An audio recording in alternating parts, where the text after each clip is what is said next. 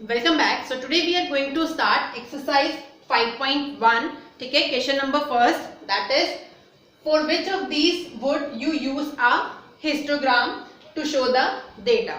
ठीक है, यहाँ पे आपसे ये पूछ रहा है कि आपको कुछ केसेस बताए गए हैं, तो किस केस के लिए आप हिस्टोग्राम यूज कर सकते हैं और किसके लिए नहीं. तो very first case I have taken the number of letters. ठीक है, number of letters for different areas in a postman bags. ठीक है, किसी पोस्टमैन के बैग में डिफरेंट एरियाज के लिए कुछ लेटर्स रखे हुए हैं, तो आपसे पूछ रहा है क्या इस डेटा के लिए हम हिस्टोग्राम डिजाइन कर सकते हैं या नहीं. ठीक है, तो पहले तो हमें ये पता होना चाहिए कि हिस्टोग्राम हम कब डिजाइन करते हैं. अपनी इंट्रोडक्शन वीडियो में हमने डिस्कस किया था, पहले हम टेलीमार्क्स को प्रेफरेंस देते हैं. जिस केस के लिए टेलीमार्क्स लॉन्ग हो जाए, मतलब जिस प्रोसेस के लिए टेलीमार्क्स हमारा लॉन्ग प्रोसेस बन जाए, उसकी जगह फिर हम क्या यूज करते हैं, हिस्टोग्राम. और हिस्टोग्राम में हम क्या कर रहे थे, जो गिवन डेटा था उसको क्लास इंटरवल्स में डिवाइड कर रहे थे.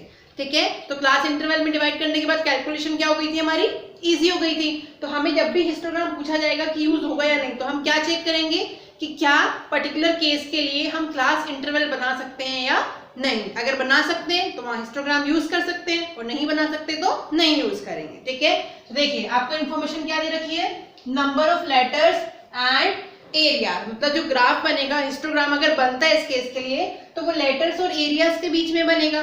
ठीक है, क्या अब इस एरिया के अगर हम फोकस करें तो क्या हम एरिया को क्लास इंटरवल में डिवाइड कर सकते हैं, नो. ठीक है, अगर मान लीजिए आपके पास कुछ एरियाज हैं, बहुत सारे कुछ लोकेशंस हैं, क्या हम उन्हें क्लास इंटरवल्स में डिवाइड कर सकते हैं, नो. तो दिस इज नॉट पॉसिबल. तो इस केस के लिए हम हिस्टोग्राम को डिफाइन नहीं कर सकते. तो हम क्या लिखेंगे, number of areas can't be divided into class intervals. So histogram making is not possible. So it's not possible to make histogram. So number of areas can't be divided into class intervals, so it's not possible to make histogram. So this is your first part. Let's discuss second part. So here is your second part. क्या दे रखा है हमें, the height of competitors in an athletic meet. तो आपको बताना है क्या हम इस डेटा के लिए हिस्टोग्राम बना सकते हैं या नहीं. ठीक है, देखिए यहाँ पे क्या दिया हुआ है, ओनली हाइट ऑफ कंपीटर्स. ठीक है, क्या हाइट ऑफ कंपीटर्स को हम क्लास इंटरवल में डिवाइड कर सकते हैं, ऑब्वियसली यस. कैसे, जैसे मान लीजिए मैंने कहा हाइट ऑफ कंपटीटर, राइट. यहाँ पे अपन एक टेबल बनाते हैं और यहाँ पे लिख दें अगर number of competitors, right. Height of competitor and number of competitors. अगर मान लीजिए 150 से 155 इन सेंटीमीटर, ठीक है, जो मैं लिख रही हूँ इन सेंटीमीटर की हाइट के 10 कंपटीटर्स हैं. फिर 155 से 160 के 20 हैं. इसी तरीके से 160 से 165 के कितने हैं, 30. तो हम देख सकते हैं यहाँ हम हाइट्स को इजीली क्लास इंटरवल में डिवाइड कर सकते हैं. तो मींस इस गिवन डेटा के लिए हम हिस्टोग्राम भी डिजाइन कर सकते हैं. तो हम क्या लिखेंगे सॉल्यूशन में, height of competitors can be divided into class intervals. Height of competitors can be divided into class intervals. So histogram is possible. So this is your part number 2. Height of competitors को हम easily divide कर सकते थे, that's why it is possible to make histogram. Let's discuss part number 3. So here is your part number 3, the number of cassette produced by 5 companies. ठीक है, अब देखिए यहाँ पे इंफॉर्मेशन क्या है, number of cassettes and 5 companies. ठीक है, जब हिस्टोग्राम अगर बनता है इस केस का, तो हम नंबर ऑफ कैसेट और 5 कंपनीज को देखेंगे, राइट. तो नंबर ऑफ कैसेट्स क्या हम डिवाइड कर सकते हैं, नो. 5 कंपनीज, क्या हम कंपनीज को डिवाइड कर सकते हैं क्लास इंटरवल में, नो. तो हम क्या कहेंगे, क्योंकि companies can't be divided into class interval, so it's not possible to make histogram. ठीक है, so in solution companies can't be divided into class intervals, so it's not possible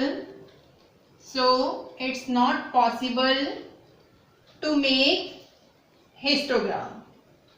It's not possible to make histogram. So this is your solution.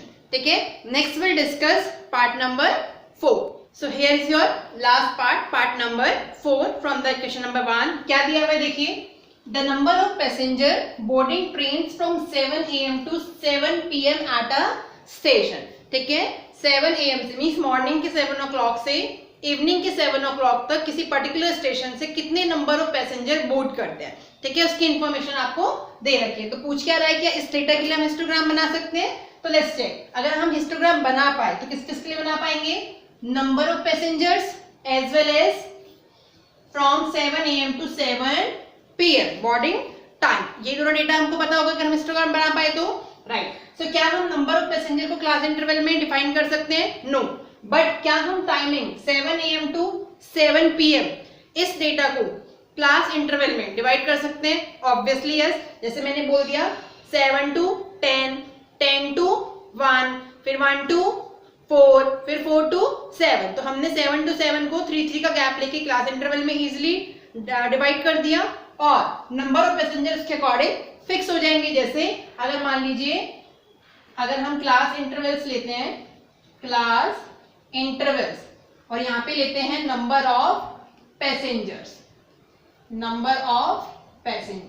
इसका अगर हम table बनाते हैं तो class interval 7 AM to 7 PM वाले को हम easily divide कर सकते हैं. तो लेट्स से फर्स्ट हमने ले लिया 7 टू 10, ठीक है, फिर ले लिया 10 टू 1, फिर 1 to 4 and 4 to 7. This is what timings, ठीक है. और नंबर ऑफ पैसेंजर मान लो 7 टू 10 के बीच में 1000 पैसेंजर बोर्ड करते हैं, 10 टू 1 में 2000, देन 1500, देन 3000. तो हम देख पा रहे हैं इस गिवन डेटा को, इस 7 AM टू 7 PM को हमने इजिली क्लास इंटरवल में डिवाइड कर दिया. This is possible to make histogram for the given data. तो सॉल्यूशन में क्या लिखेंगे?